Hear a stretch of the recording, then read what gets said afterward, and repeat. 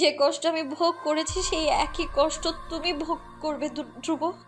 তুমিও ভুগবে সেটা। আজ বুঝবে তুমি কি হারিয়েছো। চলে যাচ্ছি আমি, বিদায়। আমার সাথে আমার সাথে সাথে তোমার সন্তান, সেও মারা যাচ্ছে। চলে যাচ্ছি আমরা। খুব কষ্ট হচ্ছে ধ্রুব, খুব কষ্ট হচ্ছে।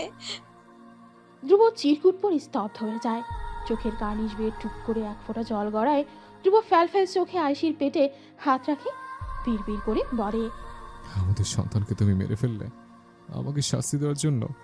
এতটা খারাপ কি করে হলে তুমি? অতপর পুলিশ আসে। আয়ুষীর মরদেহ পোস্টমর্টেম করা হয়, দাফন করা হয়।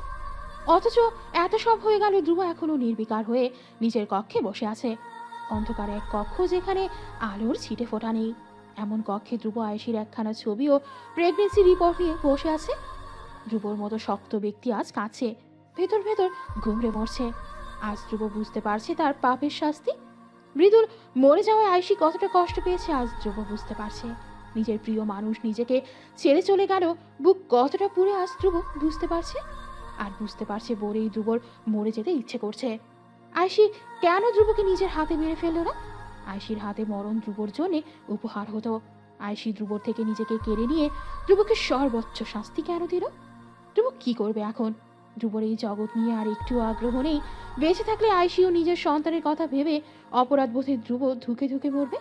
তার চেয়ে বরং মরে যাওয়াই ঢের ভালো। হ্যাঁ, ঠিক ভেবেছে ধ্রুব।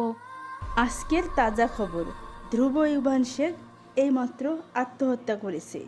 দেশের সকল টিভি চ্যানেলে এই নিউজ ছড়িয়ে গেছে। ধ্রুবর লাশ ধোয়া হচ্ছে।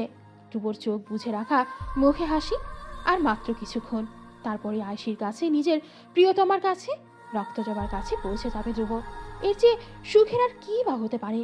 ধ্রুবর তর সইছে না। সবাই কেন ধ্রুবকে দ্রুত কবর দিচ্ছে না?